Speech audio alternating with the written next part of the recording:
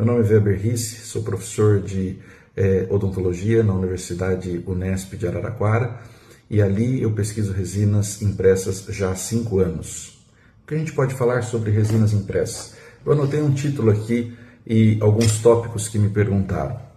Qual é realmente a ciência por trás das resinas impressas? E o que realmente importa sabermos como clínicos? O primeiro ponto que eu recebo de perguntas é: Weber, que novo material é esse? Então vamos entender o que são resinas impressas.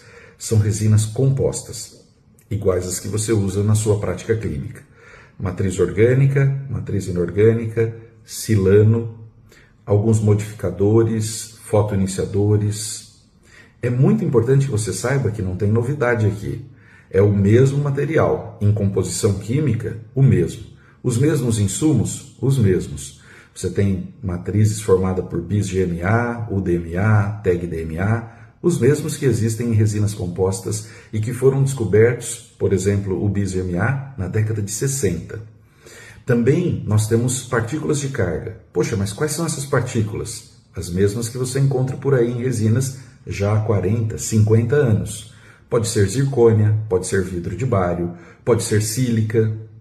Então nós não estamos falando de um novo material, híbridos cerâmicos. Não, é uma resina composta. E por que ela não performa igual uma resina composta? Porque o grande diferencial está no fato de que ao invés de você modelar e fotocurar, fotoativar, essa resina precisa ser impressa. E o processo de impressão tem peculiaridades. Por exemplo, você não pode ter uma alta energia, porque senão uma camada interfere na outra. A impressão é uma justaposição de camadas, uma sobre a outra. É como se você quisesse ver o pão completo, mas ele precisa ter fatias. Fatias de um pão de forma, uma sobre a outra, que unidas formam aquele objeto. Isso é uma impressão. Então, quando você tem a luz irradiando a primeira camada, ela não pode vazar para o que será a segunda camada. Então, ela não pode ter alta energia.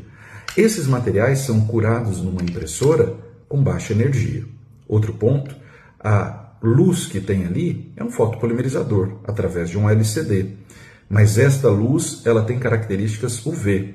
Então, o fotoiniciador não pode ser somente ou apenas um fotoiniciador que cura em luz azul. Ele precisa trabalhar nesse espectro mais baixo.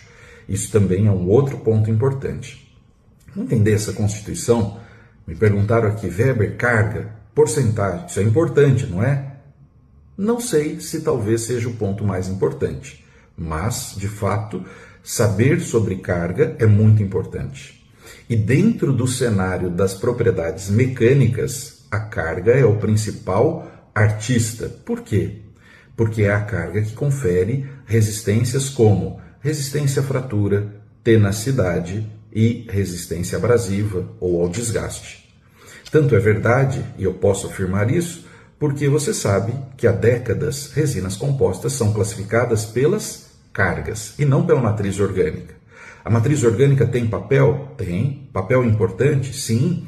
Matriz orgânica é a responsável por permitir a dispersão das partículas, é a responsável por uma questão de estabilidade química desse material, é a responsável pela questão de degradação, porque você imagina, se essa matriz degrada, as partículas se soltam, tem um papel muito importante. Essa combinação é muito importante. Mas uma vez escolhida de forma correta a matriz orgânica, todos os outros fatores mecânicos são mais dependentes das partículas.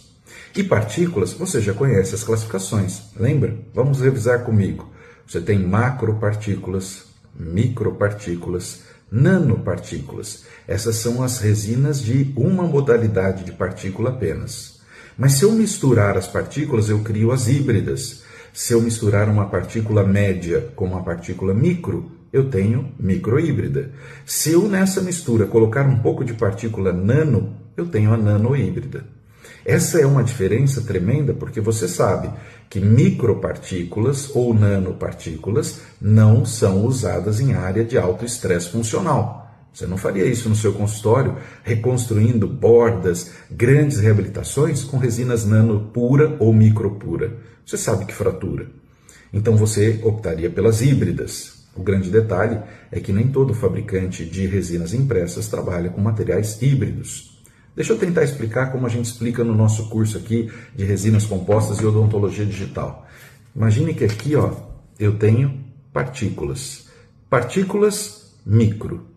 E essas partículas sozinhas, elas podem preencher volume, peso, mas elas sozinhas não podem conferir uma alta tenacidade ao material. Eu poderia ter partículas muito mais pesadas.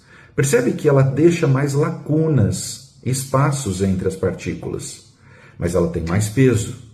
Mas isso também pode não conferir uma alta propriedade de resistência ao desgaste, porque se uma pedra dessa sai, o buraco é grande. Se uma pedra dessa sai, o buraquinho é pequeno. Isso também está relacionado à retenção de brilho.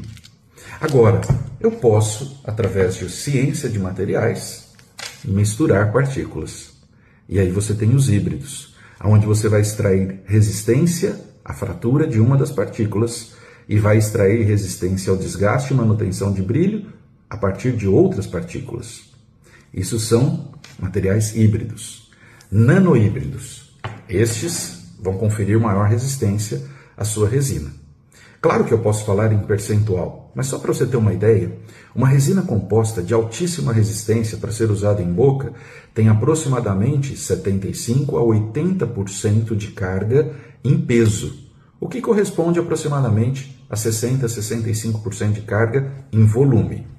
Uma resina flow tem aproximadamente 65%, 70% de carga em peso, o que corresponde aproximadamente a 40%, 35%, às vezes 45% de carga em volume. E uma resina impressa? Eu posso falar da resina que eu estou habituado a utilizar, a resina Vitality, tem 58% de carga em peso, o que corresponde a aproximadamente 45%, 45% de carga em volume. Mas é uma carga muito bem estruturada, que confere uma boa resistência e também confere a ela uma boa relação de propriedade de não desgastar. Esse equilíbrio é muito importante. E nesse cenário, o grande diferencial é como estas resinas vão ser impressas.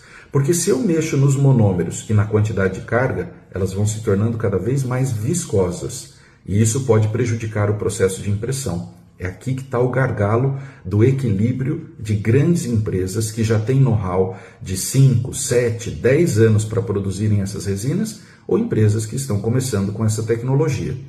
A Smart Dent, que é uma empresa com a qual eu trabalho, eu percebo que já trabalha com resinas há muitos anos, mais de uma década. Portanto, é uma empresa de know-how. Se você me perguntar que outras empresas em nível mundial têm esse know-how, eu posso citar a Bego, Varsel Smile, posso citar Sarenco, Suíça, Next Dent. São resinas já validadas e que inclusive permitiram que o Social Security americano implementasse peças como peças definitivas em elementos unitários. Mas tem aqui um cenário muito importante e que muita gente está confundindo e falando coisa que não é correto, que são as possibilidades de polimerização e de não amarelamento da resina. Esse é um tópico importante, mas que vai ficar para o próximo vídeo sobre fotoiniciadores. Será que se minha resina não amarelar, isso é ponto positivo? Nos vemos no próximo vídeo. Deixa o conhecimento te transformar. Isso é o que eu quero te ajudar a fazer no tema resinas impressas.